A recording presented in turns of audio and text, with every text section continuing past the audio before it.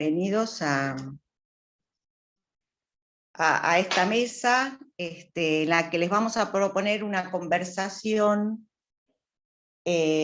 sobre la experiencia de incluir temas de agenda contemporánea en el marco de la formación docente. Y estamos aquí, parte del equipo que forma parte de esta experiencia de formación docente, que es la licenciatura en la enseñanza de las ciencias sociales para el nivel primario, que coordino, y a la cual se han sumado Jess Báez, que anda por allí, Gustavo Schuchmann y Daniel Daza Prado, que son los colegas que tienen a su cargo el dictado de seminarios que se refieren a esto que estoy llamando temas de agenda contemporánea. Para situarlos un poco, la formación de la licenciatura, que está focalizada en la enseñanza de las sociales en el nivel primario, tiene un recorrido, una estructura en la cual se hace énfasis en profundizar sobre la problemática de la enseñanza de las ciencias sociales, haciendo pie en las cuestiones disciplinares, es decir, aquellas del campo de conocimiento en el cual, de las ciencias sociales, que funda, digamos, y encuadra la enseñanza, y también profundizar en los asuntos del campo didáctico. Hay también un fuerte interés en las líneas de formación que tienen que ver con la investigación, es decir, los licenciados formados en profundizar los marcos conceptuales desde los cuales se enseñan, pero también con una mirada hacia la investigación educativa, específicamente en el área de la enseñanza de las ciencias sociales. Y también, en el marco de la formación, se proponen seminarios que son de orden más general, seminarios de formación general, y otros seminarios vinculados a la teoría social crítica y a las perspectivas de las ciencias sociales en la actualidad. Es decir, esto es una formación que, digamos, tal como nosotros la pensamos, está, digamos, asentada en esos pilares, ¿sí? La producción académica en el campo de la ciencia de las ciencias sociales, la producción didáctica, la mirada investigativa, y una formación de tipo general que forma parte del encuadre del cual entendemos que no es posible discutir los problemas de la enseñanza sin vérselas con esos asuntos que no tocan directamente a la enseñanza, pero sí son un marco desde el cual pensarla. Y en ese sentido, los colegas que nos están acompañando se hacen cargo, por un lado, Gustavo Schuchmann, de una de las materias que problematiza la formación en formación ciudadana, ética y formación ciudadana. Jess Báez, que toma un seminario que tiene que ver con las perspectivas feministas de género en las ciencias sociales, y Daniel Daza Prado, que toma una temática que es las ciencias sociales atravesadas por la transformación digital de las plataformas capitalistas. Son temas que, como ustedes verán solo por la enunciación, están cruzando el campo de la enseñanza de las ciencias sociales. Y si no lo cruzan explícitamente, o más enunciativamente que en las prácticas, a nosotros nos interesa que las y los docentes que atraviesan esta carrera profundicen en estos temas, porque nos parece que es la manera de que después esto tenga una expresión en la enseñanza. Entusiasmar con estos temas, profundizar en estos temas, nos parece que es abrir un diálogo con los profesionales que están enseñando ese campo que nos parece fructífero. Los 3 colegas que están acá a cargo de las materias son colegas que combinan el trabajo de investigación en sus respectivos campos y además una intensa práctica en la formación docente. Con lo cual, bueno, producen síntesis interesantes que son las que estamos ofreciendo a las y los cursantes. Lo que nos propusimos en esta conversación que vamos a abrir con ustedes es que cada uno de ellos pueda situar algún asunto nodal que piensan en relación a el armado de este tipo de temáticas en el marco de la formación docente, porque que estén en el marco de la formación docente tiene una peculiaridad y una especificidad a la cual ellos se han enfrentado al organizar los recorridos por estas materias. Entonces, nuestra idea es esa. ¿Por qué? Porque después de que ellos hagan sus exposiciones, quisiéramos abrir la conversación con ustedes, ¿sí? En relación a los asuntos que suceden, supongo que muchos de ustedes tienen que ver con la práctica docente, a los asuntos que suceden cuando este tipo de temáticas, que son las que van a abrir los colegas, este tipo de temáticas están en la escuela centralmente, estallan por el costado, pero bueno, circulan, están ahí, y nos parece que el hecho de que ellos planteen la perspectiva, su perspectiva nos va a ayudar a tener un diálogo sobre este tema que esté enriquecido por algunos elementos. Así que bueno, después de agradecerles otra vez que estén aquí, si les parece bien, vamos dando lugar a los colegas. Jess, si querés empezar, te escuchamos. Gracias, Analía. Bueno, un gusto estar esta tarde, que a mí me toca desde la ciudad de Buenos Aires, con una llovizna que cesó, con una tarde como un poco nostálgica, el gris de la tarde. A mí, cuando surgió esta idea de compartir este panel, me parecía súper interesante poder hacer un ejercicio de reflexión sobre lo que traen estos temas, ¿no? En tanto temas, pero también nos podríamos pensar en tanto perspectivas, o en tanto tema y perspectiva. Ahí me parece que hay algo que es súper interesante para pensar, anclado en una experiencia concreta, ¿no? Que es la experiencia que contaba Analía al comenzar, ¿no? De dictar una materia, que en este caso llamamos Estudios de Género, Enfoques Conceptuales y Epistemologías Feministas, ¿no? Que era como la bajada de un nombre más amplio, Teoría Social Crítica y Perspectiva en las Ciencias Sociales de nivel primario, pero contaba desde la experiencia, ¿no? Desde la experiencia que asume un grupo en el marco de una formación y qué es lo que pasa con eso. En ese punto me parecía interesante como recuperar dos preguntas que me parece que nos pueden hilar para generar más preguntas, abrir algunas reflexiones y tal vez con suerte tener unos apuntes, ¿no? Como algunos apuntes para andar.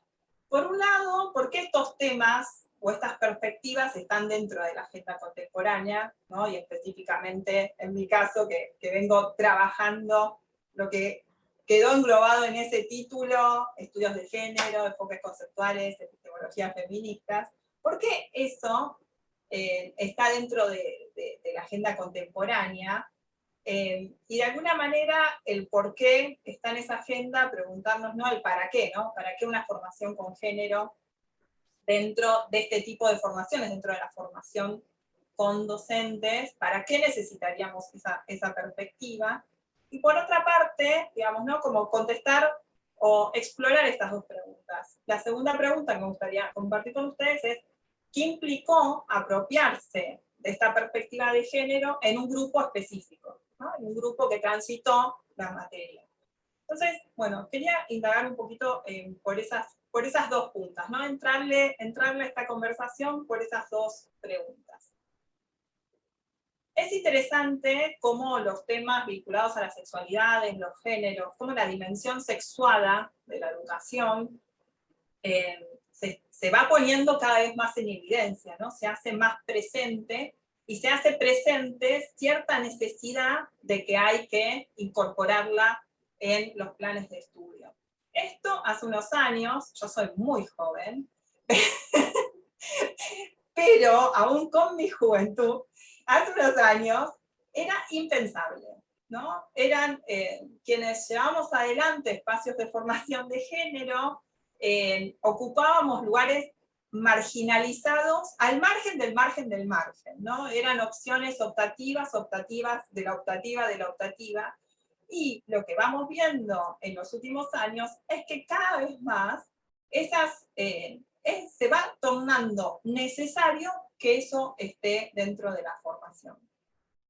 Yo voy a situar muy cortito el programa para que quienes estén aquí y no lo hayan transitado, se den una idea de qué es lo que trabajamos en ese programa en particular, ¿no? Porque también dentro de género, sexualidades, hay diferentes dimensiones. El programa de seminario, podríamos decir que aborda tres nudos. ¿Qué nos permite ver la categoría de género del mundo social? O sea, ¿qué pasa cuando miramos desde la perspectiva de género? ¿Qué inteligibilidad social nos permite la perspectiva de género? Y problematizar qué entendemos por perspectiva de género. ¿Quiénes aportan a esa conceptualización? ¿Qué quiere decir? ¿Qué quiere decir veo con anteojos de género? La segunda pregunta que nos hacemos es ¿cómo se construye ciencia social en tanto sujeto y objeto desde los estudios, poniendo en combinación los aportes que nos traen los estudios de género, los estudios feministas, los estudios queer, los estudios decoloniales? Y finalmente abordamos cuál es la agenda de temas específicos que despliega los estudios de género, los estudios queer, decoloniales y feministas actualmente, ¿no? Y entonces ahí vemos educación sexual integral, cuestiones vinculadas al trabajo doméstico y cuidado, violencia de género, y ciudadanía sexual, ¿no? Como 4 categorías que podemos explorar y profundizar un poquito más.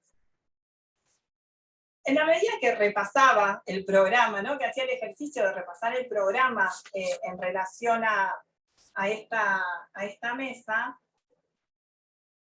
aparecía como algo interesante esta tensión que yo decía recién, ¿no? Cada vez más hay más planes que incluyen estos temas y estas perspectivas, y comienzan a asumir que es necesario, pero aún resulta necesario fundamentar la presencia curricular, ¿no? Todavía no es un tema de suyo que los programas, que todos los planes de estudio tienen que tener perspectiva de género, cosa que no pasa con una mirada de las desigualdades socioeconómicas, ¿no? Si tenemos una mirada crítica, emancipadora, probablemente hay otras perspectivas que ya están más instaladas, ¿no? Aún falta mucha agua para generalizar que todas las formaciones incluyen perspectiva de género.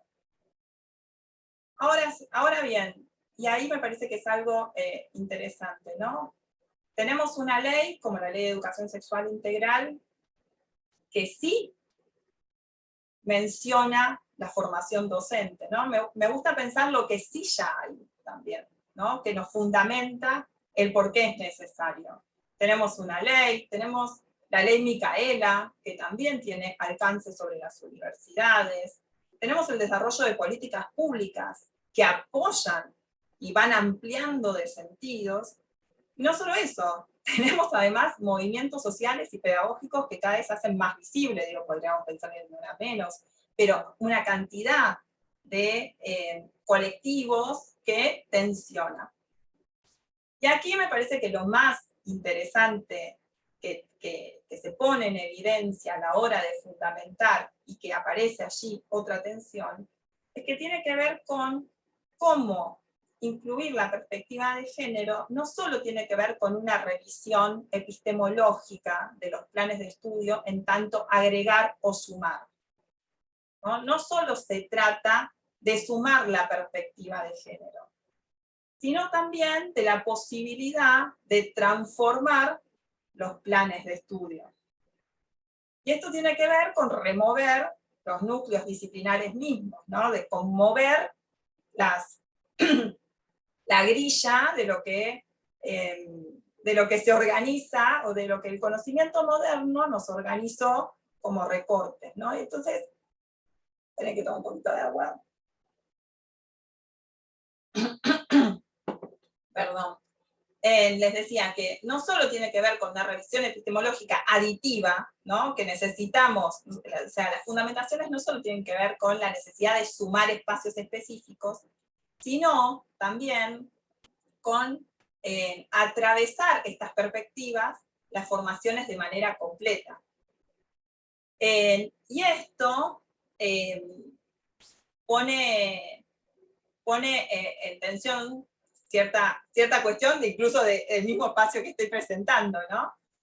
Y ahí es bien interesante, ¿no? Cómo cada vez más hay espacios vinculados al género, la educación sexual, a visibilizar las desigualdades sexogenerizadas dentro de los planes de estudio, y en qué medida esos espacios son un horizonte de transformación, o son un horizonte encapsulador, tranquilizador, de que en ese espacio es donde se va a ver todo eso que no se va a ver en ninguna otra parte. ¿No? Me parece que estamos como en un momento que es interesante hacerse esta pregunta, ¿no? De cómo estos espacios específicos se configuran. No estoy diciendo que no son necesarios estos espacios específicos, porque estaría en contra de los espacios específicos en los cuales soy docente, y quiero seguir siendo docente de esos espacios, pero sí me parece interesante abrir la pregunta en relación a cómo estos espacios pueden terminar generando un tapón, ¿no? Es el tapón que tranquiliza a la institución y que hace que no transforme a la institución misma. Eso para indagar como un poquito la pregunta de por qué estos temas en esta agenda y qué cuestiones.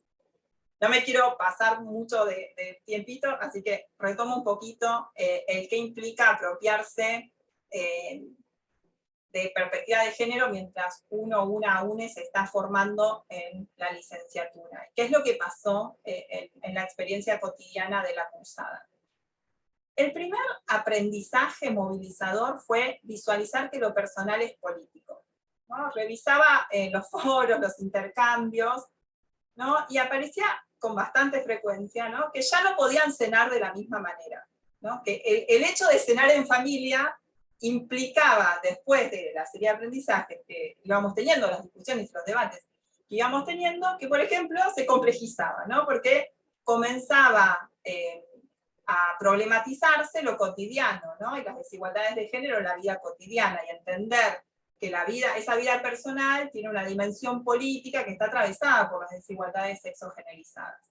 Y más en un tiempo de pandemia, porque hay que hablar que esta formación es virtual, pero no aconteció en una virtualidad de normalidad, comillas, comillas, comillas, sino de otras normalidades, donde las desigualdades estuvieron amplificadas, ¿no? Entonces, eso también tuvo un efecto muy particular, ¿no? Porque esas desigualdades ampliadas en los hogares, junto con ir cursando un seminario que va metiendo el dedo en problematizar, bueno, quién hace qué adentro de la casa, por qué lo hace, desde cuándo, quién ocupa más tareas, las dobles, las triples, las cuádruples, llegamos a contabilizar quíntuples jornadas laborales en ese espacio.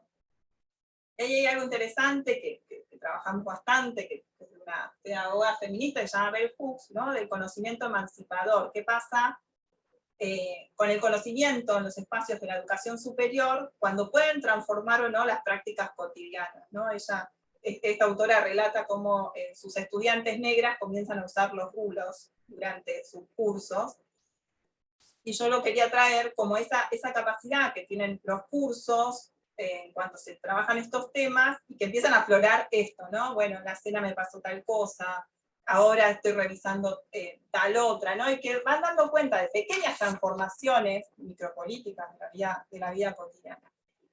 Una segunda capa, que me parece súper interesante, fue cómo también se advirtió que esto personal, que es político, también es material pedagógico, ¿no? No solo la problematización de las condiciones de desigualdad en la vida cotidiana, ¿no? Sino que otra dimensión que atravesó el apropiarse de esta perspectiva de género durante la cursada fue la posibilidad de aprender problematizando el mundo del trabajo, el mundo de la escuela, digo, porque quienes transitan en esta formación son docentes, entonces su mundo laboral es el mundo escolar, y entender que esa problematización es una materialización a partir de la cual podemos ver ese género y esas desigualdades, ¿no? Y me parece que ahí es una capa muy, muy interesante.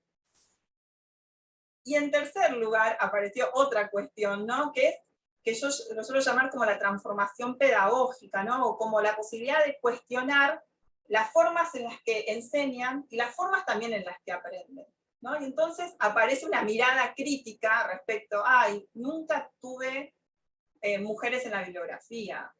En sociología vimos los padres fundadores, ¿no? Enojo frente a eso, ¿no? Como una lectura respecto de la propia formación, alejándose, o otra frase que estuvo durante esa, no tengo compañeros trans, ¿no? Como empezar a visualizar distintas dimensiones de esa vida en tanto estudiantes en este momento, pero que también tienen que ver con transformar y cuestionar el mundo que los rodea en tanto estudiantes en un espacio. No me voy a detener mucho más porque estoy mirando ahí, controlando, y no me quiero pasar porque me parece que lo más interesante es justamente el intercambio, ¿no? Pero ahí hay algo de problematizar los vínculos pedagógicos, qué se entiende por conocimiento, qué lugar tienen las emociones en el conocimiento, qué lugar tiene el cuerpo en el conocimiento, que se tornan como muy, muy profundas, ¿no? Y que de alguna manera nos hacen pensar, o al menos el ejercicio que hacíamos ya hacia el final, ¿no? Como un espacio de formación con género, desde género, usando como todas esas posibilidades, puede producir un conocimiento situado. Y al mismo tiempo, cómo puede cobijar multiplicidad de experiencias, ¿no? Y como hay ahí también otra cuestión. Y ya con esto cierro, que fue otra de las cuestiones que trabajamos, o que fueron emergiendo durante la cursada, es de la incomodidad que genera cursar estos espacios, ¿no? Muchas estudiantes decían que al inicio se habían inscrito y que les había resultado muy incómodo cursar, ¿no? Porque aquello que se hablaba, les hablaba, y que estos espacios, lejos de venir a acomodarse, más bien vienen a incomodar, ¿no? Y vienen a incomodar en la medida que tratan de trastocar alguna relación de poder, ¿no? Alguna comodidad, que podríamos decir capitalista, blanca, cis, hetero, ponerle ahí varias cuestiones, ¿no? En ese punto transitamos estas dos preguntas, ¿no? Entre qué nos implicó como grupo, digo, también asumiéndome como parte de ese grupo, incluir la perspectiva de género dentro de una formación, y por qué este es un tema de agenda actual.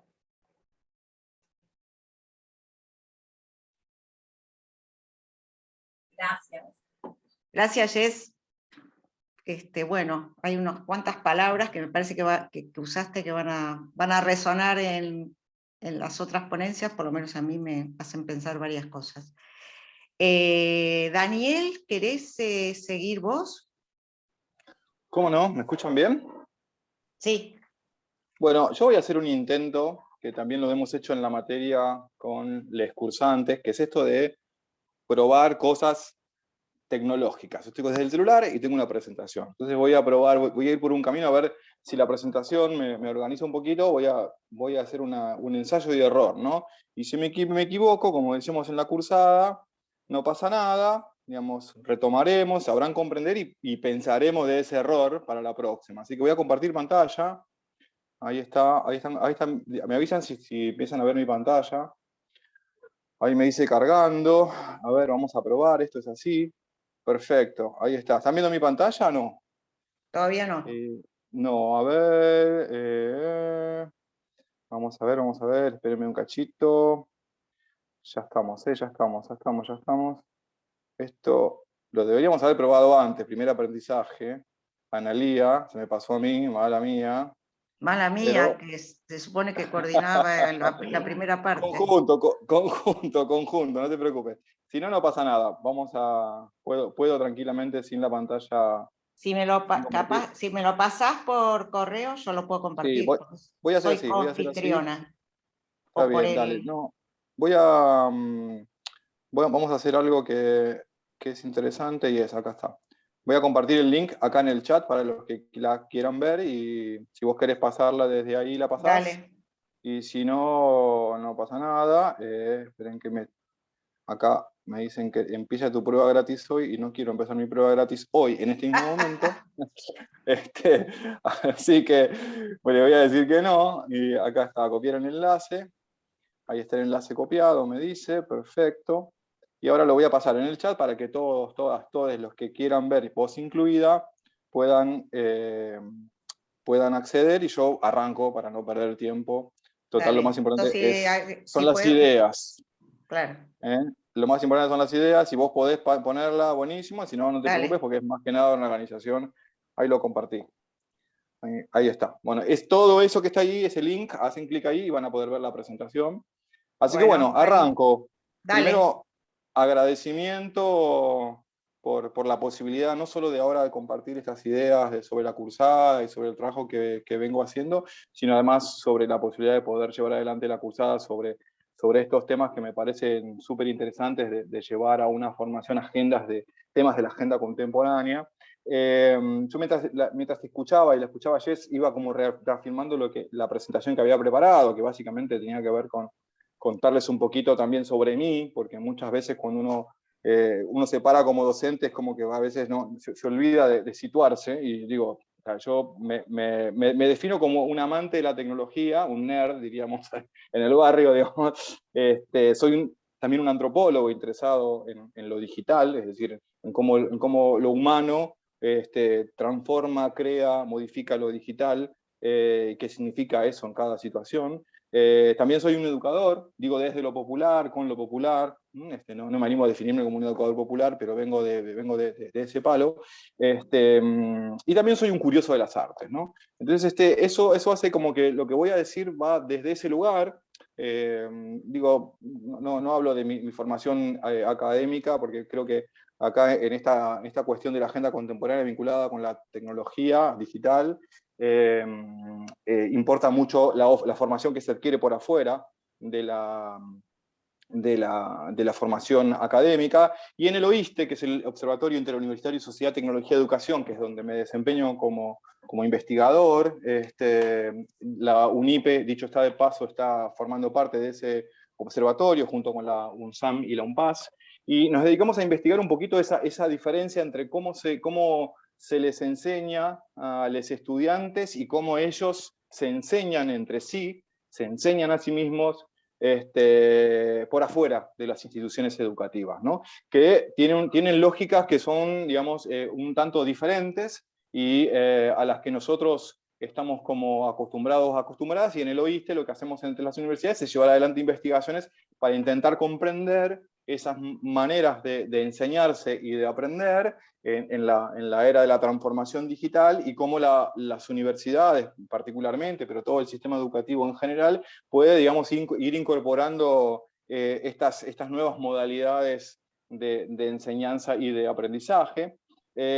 Bueno, la materia, ya dijeron el nombre, el subtítulo, digamos, como el título del seminario específicamente era las ciencias sociales atravesadas por la transformación digital de las plataformas capitalistas, y tenía como 3 ejes, ¿no? Que es interesante, arrancar por lo que es esto sociedad informacional, Internet, cibercultura y virtualidad, y ahí una de las cosas que sonó mucho en la cursada fue el tema de entender a Internet como un aparato cultural, digamos, ¿no? Internet no solo vinculado con la tecnología, sino también vinculada con este atravesamiento que tiene, este surgimiento de Internet a partir de lo cultural. Ahí cito a Castells como una red que está determinada específicamente por cuestiones que tienen que ver con lo cultural entendido en sentido amplio, pero también obviamente por lo político, y eso fue como un gran descubrimiento que se hizo y que marcaron muchas cursantes. También entender capas de Internet, entender a Internet no solamente como eso etéreo, casi mágico, a lo que accedemos en una nube, no, entenderla como que hay cables, como que hay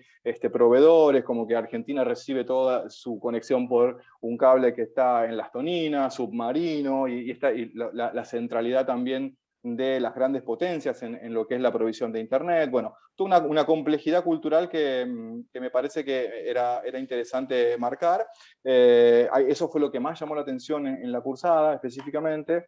Y después abordamos cuestiones que tienen que ver con las economías algorítmicas y el trabajo informacional, ¿no? Un tema muy pendiente y cotidiano. Yo lo escuchaba recién a Jess, en esta cosa de las pequeñas transformaciones, y ahí hay también como una especie de quitar el velo sobre quién no había pedido comida, digamos, usando alguna de las apps de comida, ¿no? Y decir, bueno, ese trabajo, ¿cómo está? ¿Cómo están esos trabajadores de plataformas, ¿no? Ese trabajo que generalmente está precarizado, y que las compañías tratan de evitar la asociación sindical de los trabajadores y las trabajadoras, como toda una serie de problemáticas que estas economías algorítmicas y ese trabajo informacional nos ponen, como siempre, adelantándose desde distintos espacios a las regulaciones del siglo pasado, podemos decir ahora, de los estados. Bueno, entender un poquito eso, que también obviamente implica en lo escolar, porque dentro de esas economías algorítmicas tenemos, y hemos tenido en pandemia, muchos ofrecimientos de plataformas, la que estamos usando ahora concretamente, que es una plataforma estadounidense, y uno se preguntará, bueno, ¿pero por qué no tenemos una propia de la universidad, ¿no? ¿Por qué no tenemos una nacional y popular, o una que tenga una fuerte presencia de soberanía tecnológica, y tenemos que usar este tipo de servicios que inclusive nos han sido pensados para el educativo, por ejemplo, y las plataformas educativas? Bueno, toda una complejidad económico-política que también fue interesante de analizar. Ahí la escuchaba a Jess que decía esta cosa de la incomodidad. Bueno, eso se vivió bastante en ese sentido, ¿no? Porque es mucho más fácil utilizar estas plataformas alegremente. De hecho, nosotros usamos Jitsi, no usamos Zoom para trabajar. Bueno, también por pensar esto, cómo está configurado ese código, quiénes son los que la manejan, si se puede acceder o no se puede acceder a esa plataforma. La plataforma tiene un código abierto que no tiene Zoom, y de hecho se usó en pandemia en algunos institutos de gobierno al principio. Bueno, nada, son cuestiones que apuntaban a problematizar y a generar preguntas sobre eso que usamos cotidianamente y sobre lo que no estamos acostumbrados o acostumbradas a pensar.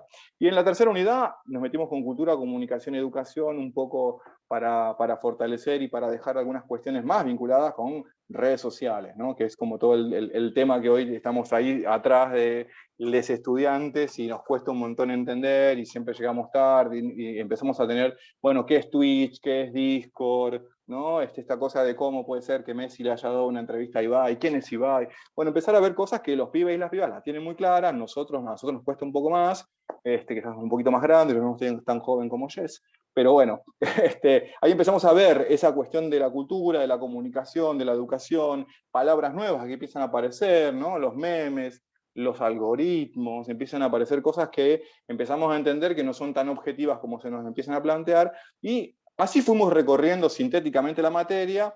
Y lo más interesante que yo les quería contar, por lo menos desde mi lugar, es que nos planteamos cómo sería la evaluación, ¿no? Y dijimos, bueno, la evaluación tiene que ser no en función, porque la evaluación en los espacios informales, el trabajo escolar y de qué están haciendo los adolescentes con los medios, nos habla de esto, ¿no? El alfabetismo transmedia tiene un componente de aprendizaje informal que es la evaluación. O sea, existe evaluación entre los pibes y las pibas de aquello que producen como contenido en redes sociales, por poner un caso. Entonces, esa evaluación se basa no tanto en lo que hacen mal, no tanto en la búsqueda del error o de lo que falta, sino más que nada valorando aquello que se hace bien y repitiéndolo, ¿no? Tratar de mejorar eso que se hace bien. Entonces tratamos de pensar una evaluación más portfolio en términos académicos, una evaluación, digamos, más de saberes, y animándonos a equivocarnos, animándonos a decir, bueno, en el mundo tecnológico el error es una fuente de aprendizaje muy, muy valorada, y uno sabe que uno se va a equivocar y uno tiene que poder aprender de eso. La capacidad de aprendizaje de ese error y de tolerancia a ese error es clave. Entonces ahí empezamos a jugar un poco con esa idea, y lo que hicimos es hacer una propuesta de evaluación en 3 instancias, donde primero hicimos un mapa conceptual en un Padlet, que es algo más clásico. Después nos animamos un poquito a hacer un posteo en LinkedIn, que es una red social de búsqueda de trabajo, muy usada en el ámbito empresario, pensando en el capitalismo de plataformas, para conocer qué es esa red, qué se publica, qué postean. Bueno, hacer un posteo sobre esa unidad que nosotros trabajamos ahí, y ver qué pasaba, ¿no? Porque también para esta cosa que a veces nosotros pensamos como la búsqueda laboral de muchos pibes y pibas, sigue siendo un lugar interesante, con este agregado que siempre hicimos nosotros en toda la materia de la mirada crítica, ¿no? Desde quiénes están ahí, quién lo manejan, cuáles son los perfiles que se buscan, etc. Pero bueno, posteamos en LinkedIn, y la evaluación final la hicimos, redoblamos la apuesta, hacer un podcast, ¿no? Hacer un podcast, con lo que implicaba que no trabajamos cuestiones vinculadas con las habilidades técnicas para hacer un podcast, pero fuimos desde esta consigna que es, bueno, un mensaje de WhatsApp un poco más largo con alguna musiquita vale como podcast. Y animémonos a equivocarnos, animémonos a aprender y a compartir ese podcast más allá de la materia. De hecho, están los podcasts subidos a Spotify. Ahí en la presentación, si acceden, van a ver en la slide de reflexiones, al final está el link de una lista que desde mi cuenta de Spotify, y ahí va varios de los capítulos. Y lo importante no importaba la cuestión técnica, sino el animarse y el reflexionar. Pautamos un acompañamiento sobre reflexiones en relación al aprendizaje, a las dificultades que tuvimos, y salieron cosas muy interesantes.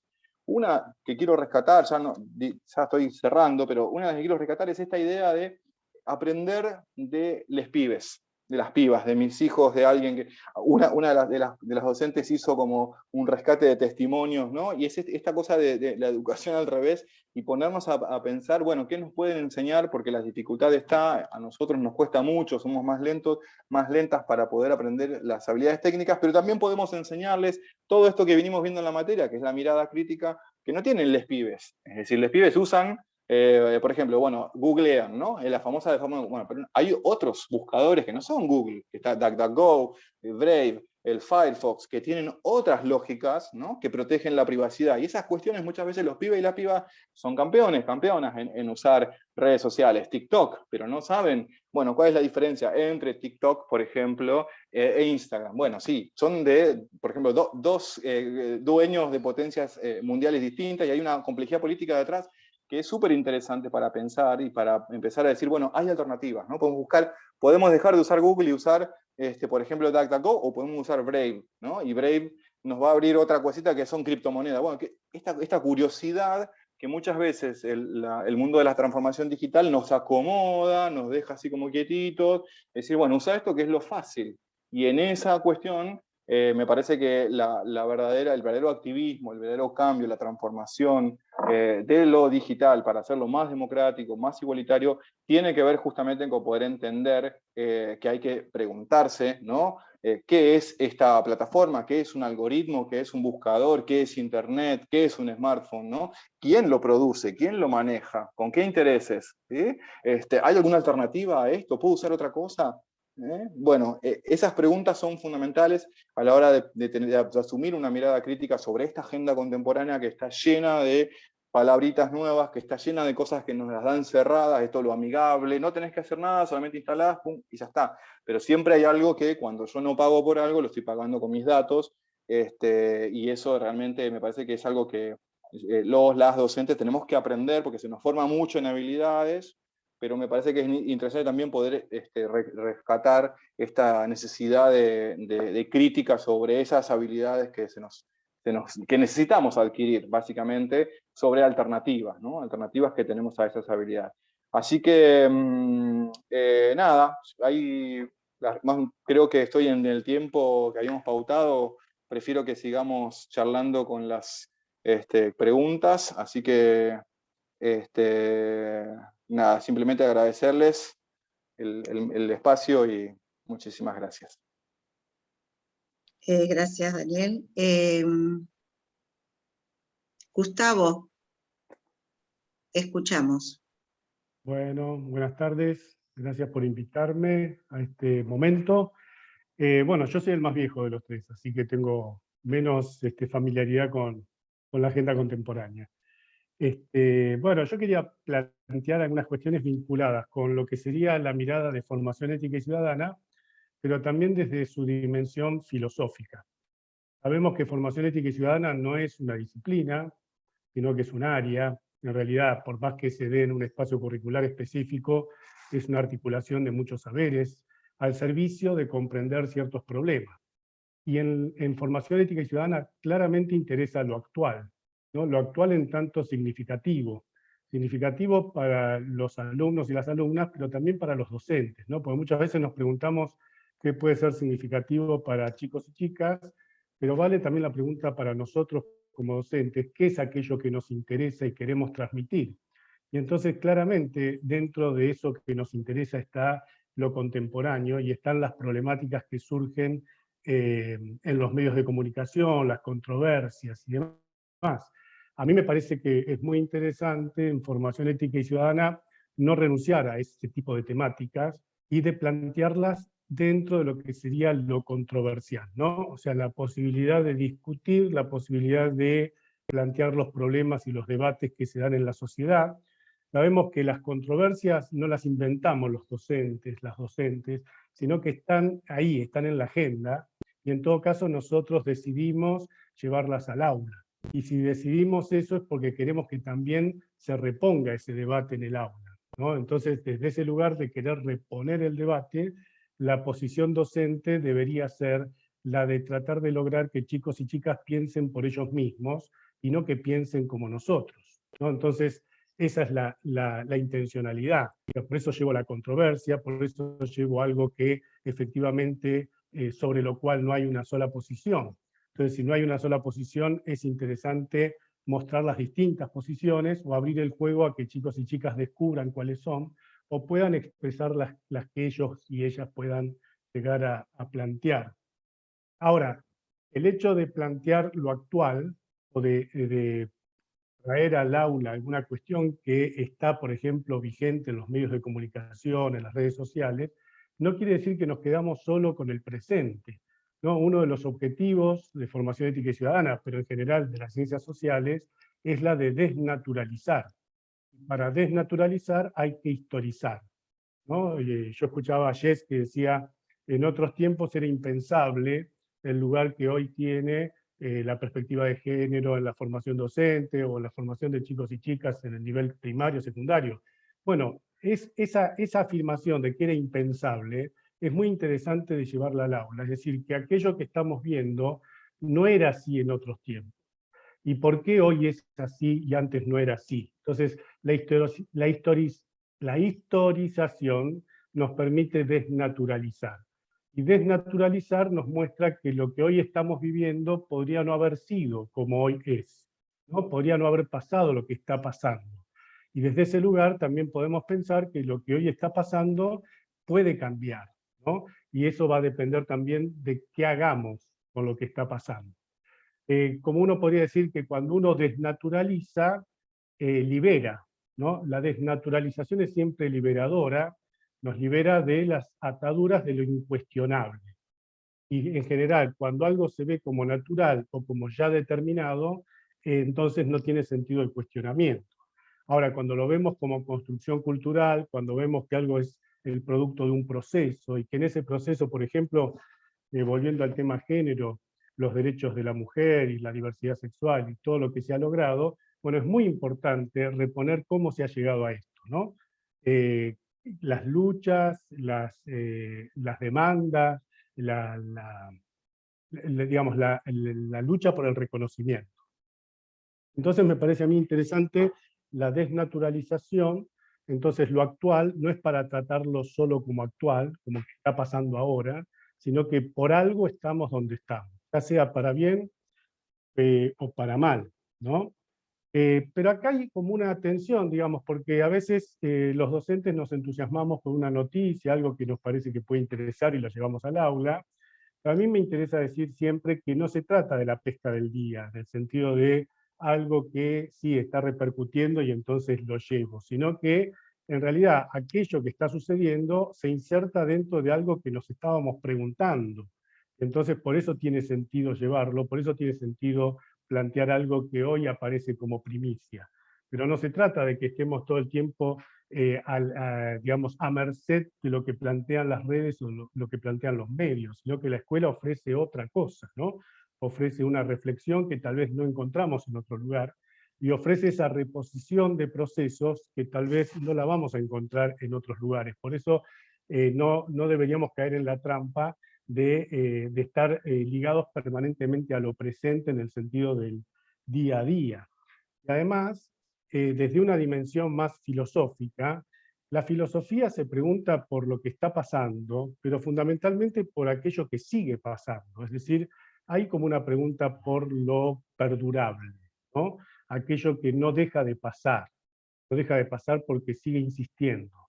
En esto, por ejemplo, llevando el tema de la pandemia, a mí, por ejemplo, me han incomodado bastante muchas reflexiones de filósofos actuales en el medio de la pandemia. ¿Pero qué es lo que me incomodaba? No tanto que alguien quisiera reflexionar sobre lo que estaba pasando, sino que no prevalecieran las preguntas. Porque en realidad, si estamos viviendo una situación inédita, que ha sido una gran sorpresa para todos, en realidad lo que nosotros tenemos que producir es la pregunta, no la afirmación sobre la muerte de, el nacimiento de, ¿no? Porque a veces hay como una especie de ansiedad de quienes piensan, de querer ser los primeros en anunciar la muerte de algo. Por ejemplo, la muerte de la historia, la muerte de la ideología, el fin del patriarcado, y con la pandemia un montón de premoniciones y fines que se venían con esta nueva etapa que estábamos viviendo. Me parece a mí que la filosofía que plantea, esto no lo digo yo, pues, está en Hegel, por ejemplo, ¿no? La filosofía levanta vuelo en el crepúsculo, por eso la imagen del búho, levanta vuelo cuando algo ya se ha desplegado. Es decir, es una reflexión sobre algo que se ha desplegado, o se está desplegando, pero que ya tiene un recorrido. Entonces yo puedo hacer afirmaciones en la reflexión sobre ese recorrido. Pero no puedo estar todo el tiempo planteando afirmaciones sobre algo que está sucediendo aquí y ahora y nos está impactando. En todo caso, puedo plantear la pregunta, la duda, ¿no? Digamos, la sorpresa también, que es fuente de preguntas filosóficas.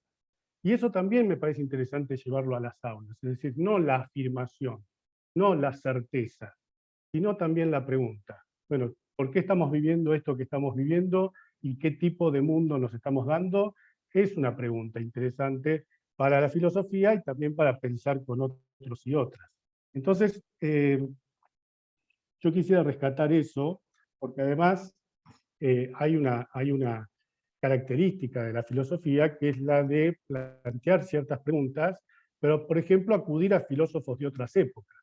Entonces ahí estamos, por ahí planteándonos una pregunta sobre algo actual, sobre algo que tiene que ver con lo contemporáneo, pero resulta que nos interesan cosas que han dicho otros y otras en otros tiempos, en otros contextos, y que parecen tener algún sentido de traerlas hoy.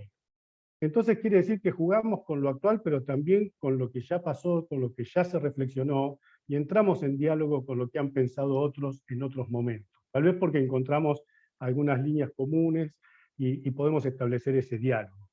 Entonces quiero decir, no estar pendientes, por lo menos esa es mi postura, ¿no? Del aquí y el ahora, sino significarlo, darle sentido. Quería darles un ejemplo que voy a ver si puedo compartir pantalla. Eso no lo hago nunca porque no quiero fallar. Daniel no tiene problema, pero yo sí, me pongo muy nervioso. De una cuestión contemporánea, pero donde la pregunta que yo propongo es muy clásica, ¿no? A ver si logro... ¿Qué tengo que hacer? Compartir pantalla. Y ahora voy... Acá. Espérenme. Esto. ¿Se ve? ¿Sí? Perfecto. Bueno, son unas noticias, ¿no? ¿A quién mataría como mal menor un coche autónomo? Bueno, ahí no sé si se ve esto porque estoy yo ahí. Auto sin conducción, ¿cómo saco eso? ¿Se ven los titulares esos? La primera Sí, muerte por un coche autónomo reaviva el se ven. debate. ¿Cómo se ve? Bueno, esta es una. esta no era la que me interesaba, esta, los dilemas éticos de la robótica. ¿Quién tiene la culpa si un brazo robótico te rompe la mano? ¿No? Preguntas de diarios, revistas especializadas y demás. Solamente quería mostrarlas. ¿Por qué? Porque en algunos espacios de capacitación docente y en un intento también dentro de la cursada, nos parecía muy interesante este tipo de problemáticas muy actuales sobre la automatización, ¿no? Y sobre la llamada autonomía de los artefactos. Ustedes saben que la pregunta por la autonomía es una pregunta filosófica tradicional, es decir, la filosofía se ha preguntado desde sus inicios qué es lo que distingue al ser humano de otros seres. En general, la comparación se ha hecho respecto de otros animales no humanos, ¿no? Y hay quienes han propuesto, bueno, el hombre es el único ser racional, el ser humano es el único ser mortal porque es consciente de la muerte, o el ser humano es el único ser libre, ¿no? Porque no está determinado por el instinto o por la ley natural. ¿Cuál es la novedad que tenemos hoy? Que esa misma pregunta puede llegar a surgir, pero ya no en comparación con seres vivos, con animales no humanos, sino con los llamados robots. Es decir, ¿qué nos está diferenciando aún de esos robots? ¿Podemos adjudicarle a un robot autonomía y decir que un robot es autónomo y por lo tanto debería ser responsable de sus acciones, de las consecuencias de sus acciones? ¿Podemos hablar de acción de un robot? ¿Toma decisiones un robot? ¿En qué sentido toma decisiones? ¿No? Y cuando hablamos de robot hablamos en un sentido muy amplio. Uno se imagina siempre un personaje así humanoide, todo mecanizado, no. Estamos pensando en robots en un sentido muy amplio, pero cuando se habla de automatización hay una pregunta por la autonomía y por la responsabilidad. Como ustedes vieron en los artículos, ahí hay una pregunta por si tiene la culpa un brazo robótico de romperle la mano a una persona. Entonces, ¿qué quiere decir culpa ahí? ¿A quién vamos a responsabilizar? Nosotros podríamos decir, bueno, sí, tiene la culpa quien lo creó, ¿no? Tiene la culpa quien lo diseñó. Pero bueno, parece ser que la pregunta es más compleja y las respuestas son variadas. En principio, ¿qué entendemos por autonomía y qué entendemos por responsabilidad? Y a mí me parece que es un tema muy potente para trabajar con chicos y chicas. En definitiva, la autonomía supone cierta conciencia, conciencia del contexto en el que se actúa, cierto cálculo de consecuencias, ¿no? Y el poder hacerse cargo luego de esas consecuencias, aun cuando hayan sido consecuencias no queridas. Entonces hay algo de la autonomía y la responsabilidad que va de la mano, ¿no? Y además, en el mundo humano, la responsabilidad va asociada también a ciertos sentimientos, ¿no? Al sentimiento de arrepentimiento, de deseo de reparación, cosa que por ahora no la estamos viendo en los robots. Lo que pasa es que ese límite entre seres humanos y robots empieza a ponerse cada vez más difuso. Entonces, por eso me parecía interesante la pregunta, y por supuesto con el acompañamiento y con la información que nos puedan aportar docentes que están más metidos en lo que llamamos educación tecnológica. A mí me parecía un ejemplo de algo actual, contemporáneo, preguntas de hoy, pero que al mismo tiempo nos llevan a reflexiones que tal vez son reflexiones que nos hemos hecho en todo momento, ¿no? ¿Qué entendemos por libertad? ¿Qué entendemos por responsabilidad? ¿Y a quién adjudicamos entonces la responsabilidad? Y hay preguntas también dentro de lo que sería el avance tecnológico, que es preguntarse si es posible el control o la limitación del avance tecnológico, o si, como algunos dicen, ese avance es imparable. Es decir, no hay manera de que algo que se pueda llegar a hacer no se vaya a hacer. Por más que haya quienes quieran frenar cierto avance tecnológico. Entonces, a eso le llaman imperativo tecnológico. Me parece interesante la discusión sobre, ya ligado a la formación ciudadana, de qué modos los ciudadanos, las ciudadanas pueden tener conocimiento de ciertos avances y de qué manera se podría actuar para limitar ciertos progresos, entre comillas, de la tecnología. Bueno, estas son solo ideas para discusión ética filosófica a partir de una cuestión contemporánea. Gracias, Gustavo. Me pasan dos cosas. Me muero de ganas de preguntarle a Daniel qué piensa del ejemplo que desplegaste, y le voy a preguntar, además de preguntárselo a todos, porque además hay una compañera, una colega que acá evidentemente es profesora de educación tecnológica y está coincidiendo con,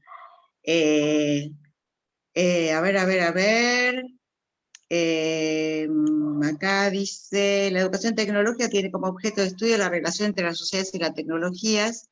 En ese sentido, digo que tanto los dilemas como la desnaturalización, los diferentes intereses y las diferentes decisiones tienen lugar en las clases de tecnología. Se espera que a lo largo de la escolaridad primaria y secundaria los estudiantes sean capaces de desarrollar pensamiento crítico sobre la realidad como producto cultural. Bueno, y hay otra cuestión, no, una cuestión más que tiene que ver con la ética, que por supuesto no es novedosa, pero que hoy está más vigente, que es la idea de que los seres humanos parecen ser muy capaces de hacer, pero no tan capaces de prever, que hay una asimetría entre la capacidad de producción y la posibilidad de previsión, y eso hace que muchísimas consecuencias sean incalculables. Uh-huh. Uh-huh. Además de esto, que me parece que podemos conversar entre nosotros, y obviamente invitar a la gente que está acá presente a que participe. Después, el hecho de escucharlos a los tres, había asuntos que los tres planteaban que realmente los juntaba en el tipo de preocupaciones que tienen que ver cuando uno aborda estos temas. Uno, los tres hablaban de la desnaturalización. Me parece que ahí hay un asunto que junta a los campos de los cuales ustedes hablaron. También me parece que lo que se planteó en relación a que el conocimiento es también emoción y cuerpo, les cabe a los planteos que han hecho ustedes. Un conocimiento situado les cabe a los planteos que han hecho los tres, que no sería lo mismo que la pesca del día, de la cual hablaba Gustavo, que me encantó esa expresión. Y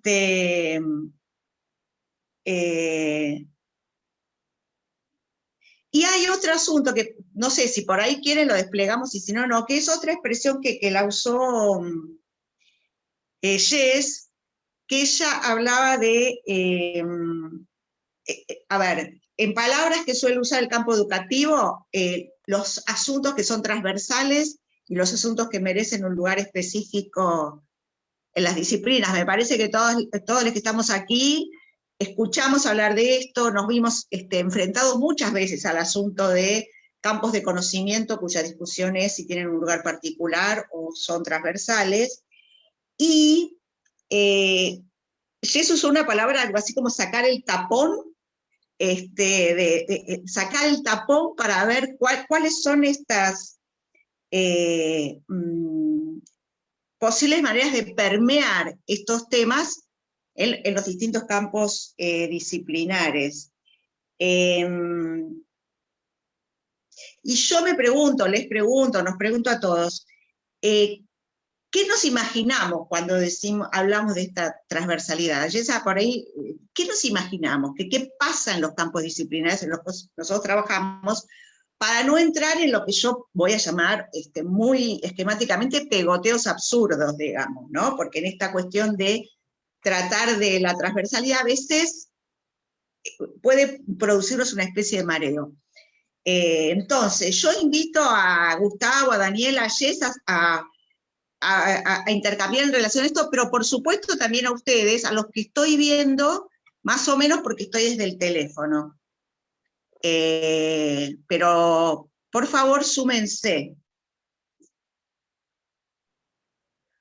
Bueno, ¿querés que arranque yo? Porque te veía escuchaba con muchas ganas de que nos peleemos un poco. No, a ver, primera cuestión, creo que no hay una respuesta única sobre estos temas. Concretamente, ese caso que planteaba sobre el tema de los autos autónomos, es algo que se plantean las mismas fábricas en el marco de lo de la inteligencia artificial y también de las cuestiones de los algoritmos. De hecho, ahora los Tesla fueron retirados de un país de Europa justamente acá a raíz de un accidente. Esas notas que mostraban tienen que ver con esta situación. Digamos, la autonomía, en el caso de los automóviles, siempre se presentó a la inteligencia artificial como un avance, como un desarrollo, es también una mirada, un pensamiento único, ¿no?, de la tecnología, en términos generales. Ahí la colega hablaba de la diferencia entre educación tecnológica y tecnología y medios de comunicación. Yo cuando hablo de tecnología, hablo en sentido general, ¿no? Entonces, el hardware, el software y la conectividad, como que Internet, porque si uno siempre piensa en Internet, de redes sociales, y hay como todo un mundo ahí, en el caso de la inteligencia artificial y las industrias, la famosa industria 4.0, es la que tracciona un montón de otros desarrollos. O sea, es un escenario complejo, es un escenario para debatir. Me parece interesante esta idea de pensarlo también desde el punto de vista de la filosofía. Ya la ciencia ficción, digo, Asimov y las leyes de la robótica ya nos planteaban ahí un grado de responsabilidad de los propios robots, pero yo creo que en principio no trataría de correrme del pensamiento común de, bueno, no existe autonomía y el programador, los programadores, la empresa los humanos, las humanas, siguen siendo responsables, porque lo que estamos viendo es que cada vez más algoritmos, programas de inteligencia artificial toman decisiones, digamos, ¿no? Toman decisiones de manera autónoma, y la inteligencia artificial, el machine learning, las redes neuronales, que son todas avances de esta industria 4.0, empiezan a generar conocimiento, ¿sí? Y ponen en jaque, que es muy interesante. Yo ahí, digamos, redoblo la apuesta para pensar algo que mucho más inocentemente se da y se ha dado en el campo del juego, digamos, ¿no? Con el primer programa que le gana a Kasparov, y después tenemos el desarrollo que le gana a Go, que se llama AlphaGo, justamente, que le gana con una jugada donde el juego del Go es algo filosófico, algo para pensar, algo típicamente humano, y la máquina genera una situación que innova el juego y empieza a cambiar la manera de jugar de todos los humanos y le gana al campeón mundial. Entonces ahí empezamos a ver la ciencia ficción, el juego específicamente, algunas cuestiones que nos ponen en jaque en esa mirada más maquinal que tenemos. Esta idea del robot es más maquinal, digamos. A mí me gusta ahora, por ahí en el campo de la sociotécnica, pensar más en inteligencia artificial, donde ya no hace falta la materialidad del robot, sino que todo el tiempo estamos interactuando, y ahí hay una idea del paradigma sociotécnico, es que todo el tiempo interactuamos con inteligencias artificiales, con software, ¿no? Digo, para poner un ejemplo muy, muy claro, Boti, en la ciudad de Buenos Aires, para sacar turnos y conocer cosas de COVID, ¿no? Y ha habido campañas también de bots, ¿sí? Los bots de mensajeros, para campañas vinculadas con violencia de género, ¿no? Para poder hablar con determinadas personas y poder tener una experiencia o sea, ahí hay una cosa interesante para pensar, que estos debates, como todo debate, digamos, ético o filosófico, no tienen una única respuesta, y nos llevan el avance, que justamente no es tampoco las empresas, ¿no? Digo, la empresa Tesla avanza, va generando todo el tiempo, y después de atrás vienen las regulaciones, de atrás venimos nosotros de las ciencias sociales pensando un poco qué nos pasa con esto, el campo de las humanidades digitales, siempre venimos de atrás, ¿no? Pensando algo que para que las empresas es buscar dinero. Vuelvo a la idea del capitalismo de plataforma, ¿no? La ganancia, todo el tiempo. Bueno, ¿cómo podemos ganar con esto? ¿No? Entonces ahí la obtención de ganancia, la nueva plusvalía de las plataformas capitalistas, me parece que es súper interesante para pensar esto, que otra vez, yo no tengo una respuesta, ¿sí? Lo que te puedo decir es, la inteligencia artificial hoy por hoy está tomando decisiones que ya no son programadas, porque esta idea de la culpa es del programador. Bueno, ya hay decisiones que se toma el mismo programa, el mismo software, ¿no? Y entonces ahí empezamos en cuestiones legales, ¿sí? Que tienen estas nuevas entidades no humanas, como las llamamos por ahí dentro del campo sociotécnico, ¿no? Que empiezan a plantearnos cosas súper interesantes. Sí, dale, te escucho. No, lo que estás diciendo, la dimensión ética, la dimensión jurídica que se empieza a establecer, aunque llegue siempre tarde, y también la cuestión filosófica, que yo volvería sobre Hannah Arendt, cuando dice que alguien puede no haber calculado las consecuencias, puede no haber podido en ese momento saber cuáles podrían ser, pero es responsable de haberlas desencadenado. Entonces, ¿hasta qué punto puede eximirse de responsabilidad a quien diseña, ¿no? Por más que, por supuesto, las consecuencias se les escapan. Además, porque aquel producto que entra al mundo también es utilizado por otros y otras y lleva a lugares impensados, ¿no? Pero Sí, bueno, sí, totalmente. parece un debate súper interesante. Sí, para sumarla a Jess acá traigo el tema del manifiesto cyborg, ¿no? Como para pensar también al cyborg, esto decías vos del robot, bueno, el androide, el cyborg, ¿no? Los cyborg como algo que justamente nos genera una problematización, como algo que justamente pone en jaque el paradigma heteronormativo, esta idea del robot, ¿no? Los cyborg como una cuestión que nos incomoda y que empieza a generar hibridaciones, y nos lleva a una transformación en la manera de pensar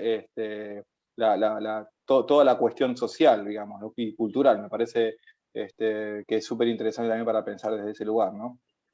Estaría bueno abrir, porque por ahí muchos de los que están acá escuchando no saben lo que es el manifiesto cyborg. No sé si, a ver, lo querés contar vos, Jess, o lo cuento yo. Contalo, Dani. Bueno, es un texto, digamos, que plantea de alguna manera esta idea de poner en jaque la mirada natural, ¿no? De cómo pensamos el mundo y cómo pensamos lo humano y las relaciones digamos, de poder y las relaciones sociales dentro del humano. Entonces, el cyborg es como una figura casi, digamos, poética, por ahí, que nos lleva como a poder pensar esa cuestión de la tecnología, desmitificando lo natural, ¿no? Poner algo que está por fuera de la naturaleza, digamos, que es una construcción, pero que sin embargo está operando, y que tiene, ahí pusiste un link. Ahí puse un link del manifiesto.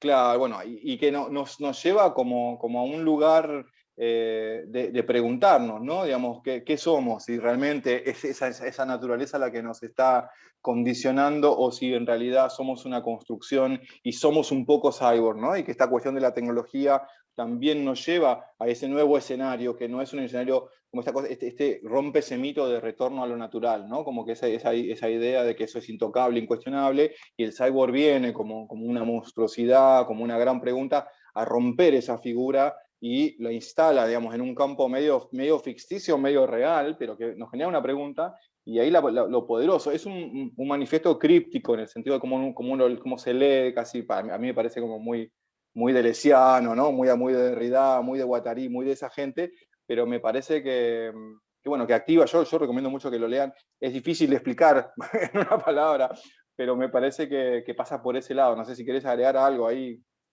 No, justo cuando lo traías era el texto que tenía, que es un texto del seminario. Ahí está. Que es parte de los textos del seminario.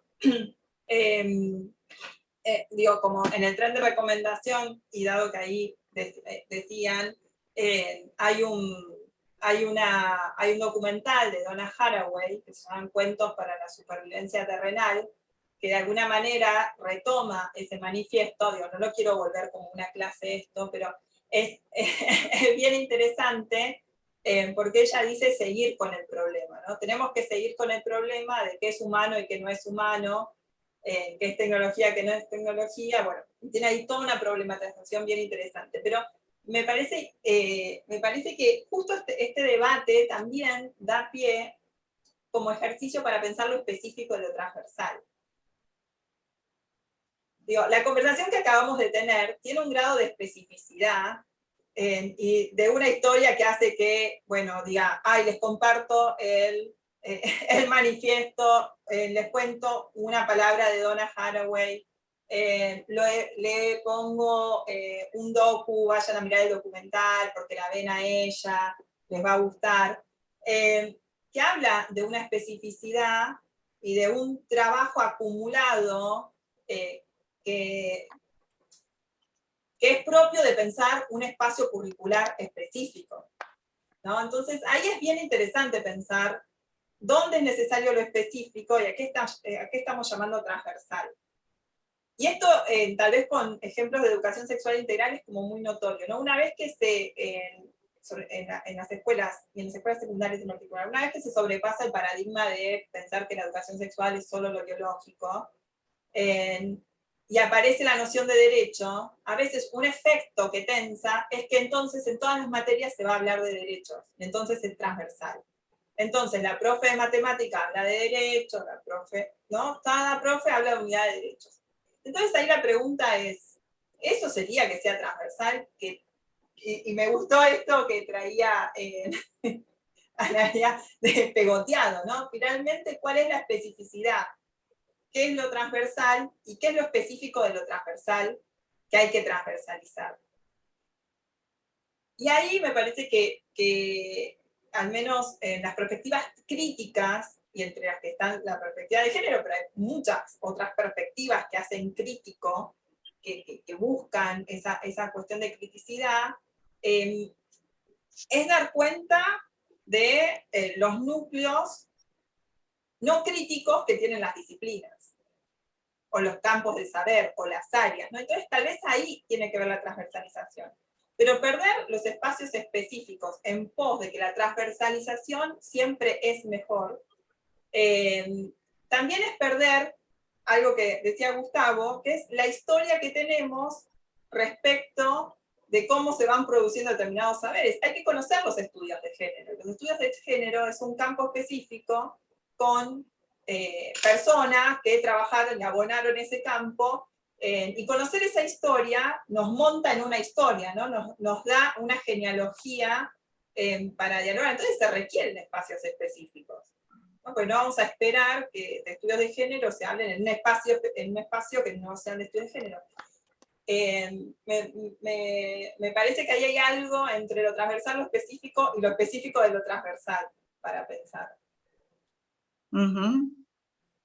Ahí voy a hacer una maldad, que es que cuando vos hablabas de que la profesora de matemática podía meter tema de género, Lucía, la que no tengo el gusto de conocer, hacía no con la cabeza. ¿Por qué decía no con la cabeza, Lucía? Buenas tardes. No, estaba pensando en esto de qué es lo transversal y qué es lo específico, y lo específico obviamente lo aporta cada disciplina, pero me parece que lo transversal siempre es el problema. Es decir, el tema nos convoca un tema desde las ciencias sociales o desde cualquier otro área. Aquí lo que comentábamos, las cuestiones de género, pero la problematización de una cuestión de género sí es transversal y requiere a lo mejor de ciertas especificidades que pueden aportar las distintas materias. Porque si no es la suma de, y eso no contribuye a nada, ¿verdad? Lo mismo lo que hablaba Gustavo, la desnaturalización, viene de la mano de trabajar con un problema, es decir, de problematizar algo que nos preocupa, sea la educación tecnológica, o sea lo que planteábamos aquí, esto de cuánto cerca y lejano estamos los humanos de la robótica o de un robot. Me parece que el problema es lo que debería estar en la agenda de la formación docente, en tanto a que nos lleva a desnaturalizar, nos lleva a inquietarnos, nos lleva a preguntarnos cuestiones, ¿no?, que nos permiten, bueno, justamente esto, ¿no?, pensarnos, poder pensarnos. Eso me parece que es importante, ¿no? Esa transversalidad estaría dada para mí por el problema que nos lleva a pensar algo, ¿sí? Y desde ahí, por supuesto, la riqueza de la filosofía y, bueno, que nos ayuda justamente a interpelar algo, a cuestionarnos y a inquietarnos. Esto desde las aulas, desde la formación, pensando yo en esto que me interesa en la formación, me parece esencial, me parece que deberíamos recuperar aquello que el hombre siempre ha hecho, y es preguntarse y cuestionarse cosas y ponerlas en debate, ¿no? Entonces, esto es lo rico para mí. por allí pasaría la transversalización, por la problematización. Esto quería significar. Gracias, Lucía. No, por favor. No sé, por ahí a alguna otra persona esta conversación que venimos teniendo le hace pensar algo en relación al campo en donde se mueven, si es que dan asignaturas, si es que trabajan en primaria, en secundaria, en formación docente. O sea, de alguna manera por ahí podemos conversar un poco en relación a cómo los toca, ¿no? Cómo los tocan estos planteos que aquí venimos haciendo entre los colegas. Sí, alguien tiene ganas de contarnos.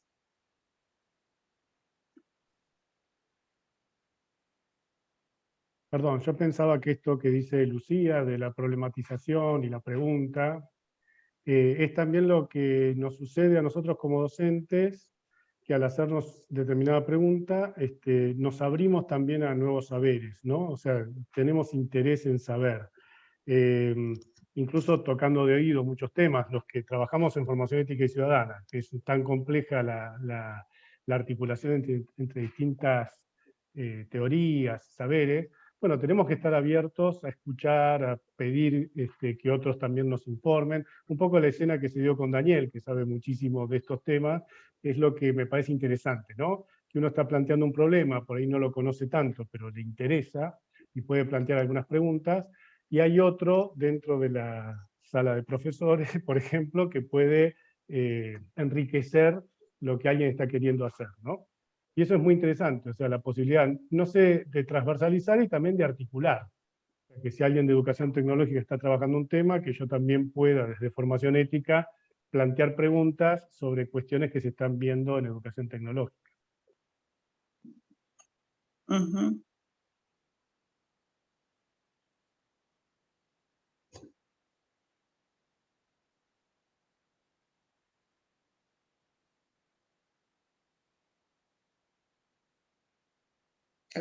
Alguien,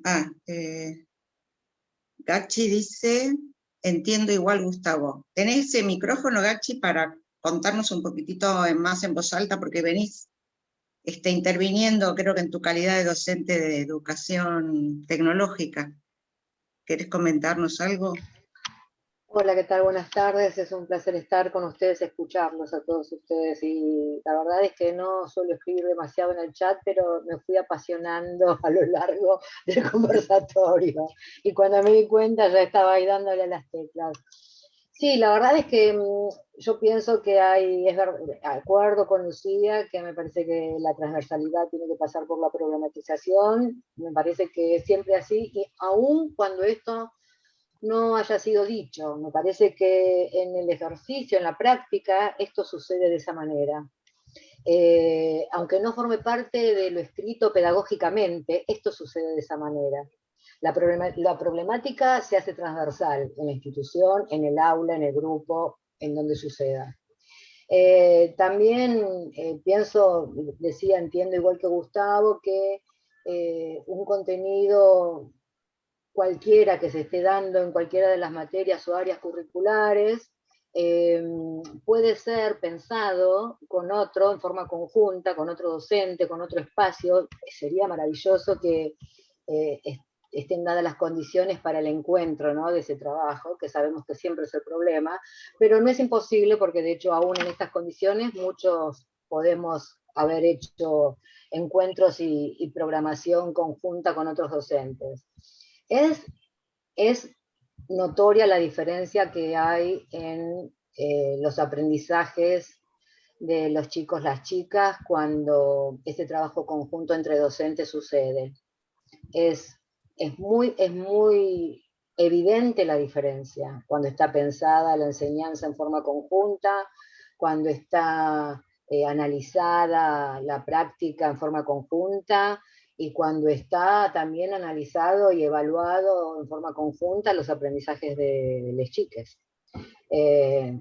No es imposible, es muy difícil, pero por las condiciones más que nada de tiempo en las instituciones y en los docentes en general. ¿Qué les puedo decir? Yo fui docente de educación tecnológica, soy docente jubilada, fui formadora en en la carrera de educación tecnológica, en prácticas, en la didáctica específica, coordiné el campo específico de la educación tecnológica, diseñé en parte el diseño curricular de la carrera, luego. Bueno, estoy vinculada a la educación tecnológica desde hace más de 30 años, trabajé en diferentes niveles y realmente a veces me pasa esto, que escucho, me sigue interesando pensar en la didáctica, pensar en escuchar a otras voces que están pensando cómo pensar la enseñanza. Pero bueno, la verdad es que educación tecnológica es un espacio que muy poca gente conoce de verdad. Es lamentable, pero es así. En provincia de Buenos Aires, por ejemplo, no hay educación tecnológica. Es la única jurisdicción que no tiene educación tecnológica desde nunca, nunca la tuvo. Una vez tuvo un eje transversal, una cosa rara, un campo del eje de la educación tecnológica transversal, pero que la verdad nunca funcionó, nunca se tomó en serio. Pero los que venimos hace tantos años en educación tecnológica sabemos que es bastante diferente a lo que la gente sigue entendiendo, como decía antes, ¿no? Entendiéndola como simple o como solo concepción de tecnología. Vuelvo a repetir, la educación tecnológica tiene como objeto de estudio el vínculo, la relación, lo que sucede entre las sociedades y las tecnologías.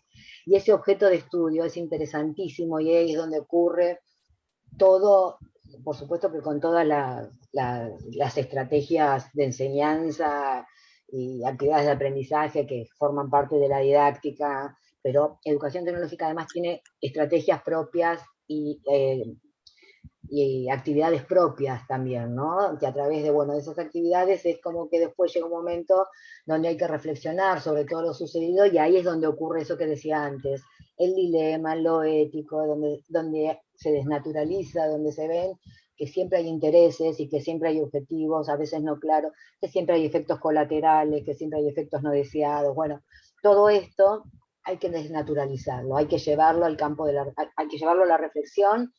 Y bueno, eso ocurre en el espacio de educación tecnológica. Ojalá esta materia, este área de educación tecnológica tuviera más lugar y llegue más a todos lados, pero bueno, así estamos, seguimos luchando para que así sea. Gracias, Cachi, gracias por la intervención. Por favor. ¿Alguien más quiere contar, comentar algo?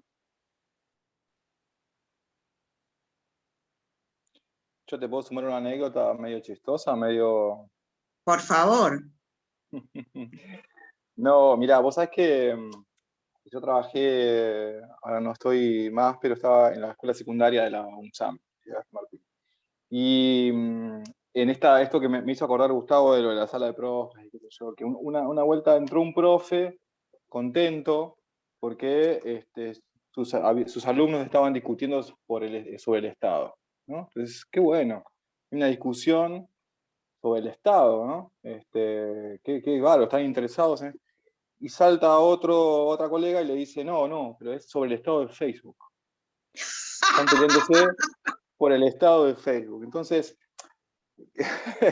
obviamente nos matamos de risa y qué sé yo, pero me quedé pensando en esta idea bueno, primero esta cuestión de alfabetización tecnológica que tenemos que tener, esta pregunta constante a los pibes, esto de aprender, digamos, qué significan para ellos cada una de las palabras, cada una de las plataformas, cómo vivencian, ¿no? Una mirada antropológica, etnográfica, de entender, preguntarles. O sea, porque a veces para poder meter la pregunta crítica, ¿no? De por qué en lugar de usar WhatsApp no usas Telegram, o por qué en lugar de usar Google no usas Firefox, el de Mozilla. O sea, para invitarlos tenemos que poder entender por qué usan y qué es para ellos, qué representa Google, qué representa Instagram, qué representa TikTok, digamos, ¿no? ¿Qué significa? Ahí empieza una cuestión de construcción de subjetividad juvenil que necesitamos poder comprender. Hay otra anécdota de Etienne Wegner que habla sobre comunidades de aprendizaje, y él lo que dice es que, bueno, estas comunidades de aprendizaje se dan por afuera generalmente de la escuela. Digo, Mariana Mayo cuenta, digamos, qué pasaba en pandemia después de las 8 de la noche, cuando todos se juntaban en grupos de Facebook o en grupos de WhatsApp a hacer las tareas, ¿no? Como eso estaba por afuera, en un espacio, digamos, no formal, y habría que preguntar qué significado había en ese lugar y qué significan las palabras. Witting Wegner dice que, por ejemplo, pensando en una comunidad de catadores de vino, que el vino tenga una nariz roja, es una expresión que yo no puedo entender si no cato el vino y no estoy conviviendo con esa gente. Porque no significa que el vino sea roja, porque puede ser blanco, no significa que se me ponga la nariz roja de tanto tomar vino. Tiene que ver con un aprendizaje que solo se da conviviendo y vivenciando con el grupo. Y con los pibes y las pibas pasa lo mismo. Yo quiero entender qué significa hoy el estado de Facebook, o qué significa hoy hacer un reel en Instagram.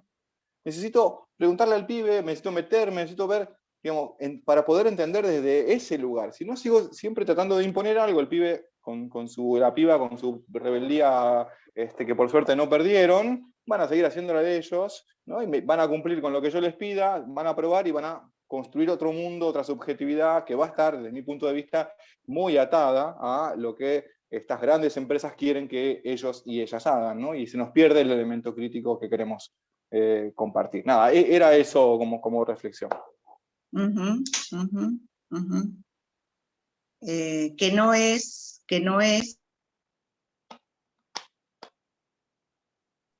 Muteaste, Ana. Ahí estás muteada, Ana. No, digo que no es ir alocadamente detrás del deseo de los chicos, sino es esa pregunta crítica que pone una interrupción. Es una pregunta que pone una interrupción para pensar, porque me parece que también con las tecnologías ha pasado esto, ¿no? De que a veces hubo una especie de compulsión a que iba a haber más interés, iba a haber más respuesta, si nosotros nos metíamos en el mundo de la tecnología, pero me parece que no desde la posición en la que vos lo estás planteando. Para encontrarlos, pero para engancharlos más que para encontrarlos. Que no es lo mismo encontrarlos que engancharlos. Sí, Además sí. porque no se dejan ellos como son. Sí, totalmente. Bueno, bueno, cuéntenos si alguien más quiere comentar algo. No, solamente lo que dice Daniel, de preguntarle a chicos y chicas. En ética comunicativa yo lo llamaría el momento de la comprensión. Es decir, uno tiene que poder comprender al otro, comprender su lenguaje, sus valores, por qué hace lo que hace y demás, independientemente de si estamos de acuerdo o no. Y en esa comprensión mutua después puede haber diálogo. Si no hay comprensión de por qué el otro valora lo que valora o habla como habla, entonces no hay ningún tipo de empatía de comunicación. Y hay una falla grave de parte del docente que no hace esa tarea de tirar la primera piedra en el sentido de tratar de comprender. Me parecía como que estaba dentro de ese marco. Bueno, yo quiero hablar.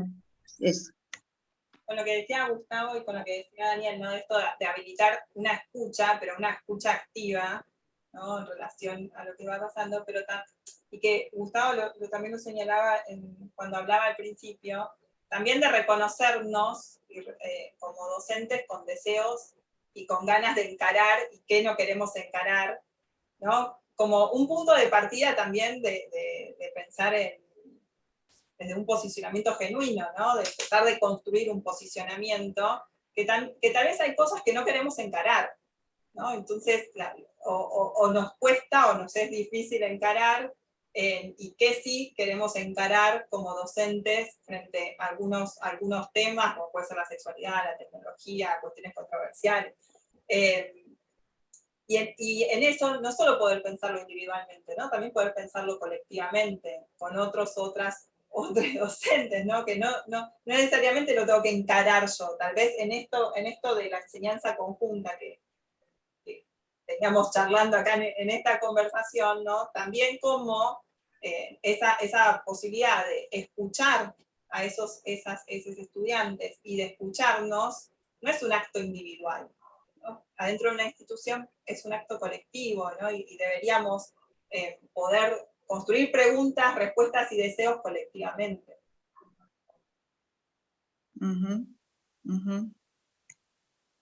Bueno, no veo mucho la pantalla total, pero bueno.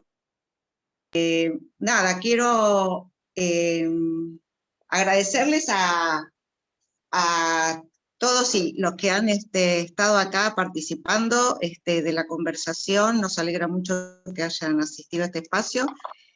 Además han estado acá Jaime Piracón y Mariana Ladowski, se acercaron, que son los colegas con los cuales conformamos parte del equipo de trabajo de la licenciatura, y tienen también mucho que ver en el diseño de estas cuestiones sobre las que hemos escuchado hablar aquí, y especialmente mucho a ustedes tres, Jess, Gustavo y Daniel, armaron una hermosa mesa de trabajo para que nosotros pudiéramos intervenir, y me parece que se generó un diálogo, que me parece que es potente y nos permite seguir trabajando y pensando, así que les agradezco muchísimo.